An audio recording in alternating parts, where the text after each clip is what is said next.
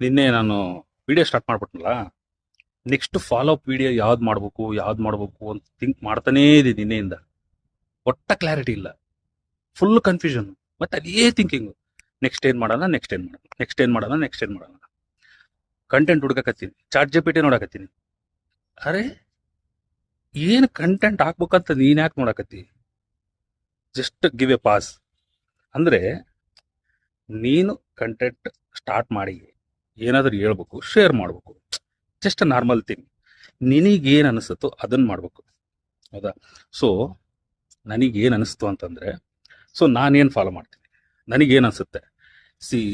ಇಷ್ಟು ದಿನ ನಾವೆಲ್ಲ ಟೈಮ್ ವೇಸ್ಟ್ ಮಾಡಿಬಿಟ್ಟಿರ್ತೀವಿ, ಇದೆಲ್ಲ ಮಾಡಿರ್ತೀವಿ. ಹೆಂಗ ಟೈಮ್ ರಿಕವರಿ, ಟೈಮ್ ಮ್ಯಾನೇಜ್ಮೆಂಟ್ ಹೆಂಗ್ ಮಾಡೋದು? ಸೊ ಒಂದು idea. So let's say per ಡೇಗೆ ನಾವು 2 hours ಹೆಂಗಾದ್ರೂ ಮಾಡಿ ಸೇವ್ ಮಾಡಿದ್ರೆ, ಲೈಕ್ 1 hour ಬೇಗ ಎದ್ದು, ಅಥವಾ 1 hour ರೀಲ್ಸ್ ನೋಡೋದು, ಅದು ಇದು ಸೋಷಿಯಲ್ ಮೀಡಿಯಾ ಇದೆಲ್ಲದ ದೂರ ಆಗಿ ಡೈಲಿ 2 hours ನೀನು ಸೇವ್ ಮಾಡಿದರೆ, ನಿನಗೆ ಪರ್ ಡೇಗೆ 2 hours ಅಂದರೆ ಮಂತ್ಲಿ 60 hours, ಅಂದರೆ ಇಯರ್ಲಿ 720 hours. 720 hours ಅಂದರೆ 1 month. ಅಂದರೆ ಎಲ್ರಿಗೂ 12 months, ನಿನಗೆ ಮಾತ್ರ 13 months. ಆ 1 month ಐತಲ್ಲ, ಅದು ನಿಂದು.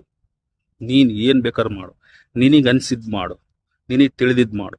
ನಿನ್ನ ಗೋಲ್ ಬಗ್ಗೆ, ನಿನ್ನ ಥಿಂಕಿಂಗ್ ಬಗ್ಗೆ, ನೀನು ಏನು ಮಾಡ್ಬೇಕು ಅನ್ಕೊಂಡಿಗಿ ಲೈಫ್ನಾಗ extra, apart from your job, ನಿಂದು ರೆಸ್ಪಾನ್ಸಿಬಿಲಿಟಿ ಇದೆಲ್ಲ ಬಿಟ್ಟು ಫುಲ್ ಸೆಲ್ಫಿಶ್ ಆಗಿ, ಸೆಲ್ಫ್ ಸೆಂಟರ್ಡ್ ಆಗಿ ಆ ಎಕ್ಸ್ಟ್ರಾ ಮಂತು ನಿಂದು. ಈ ಥರ ಥಿಂಕ್ ಮಾಡು. ನೆಕ್ಸ್ಟು ಯಾವ ಥರ ಮಾಡೋಣ ಅಂತ ನೋಡೋಣ.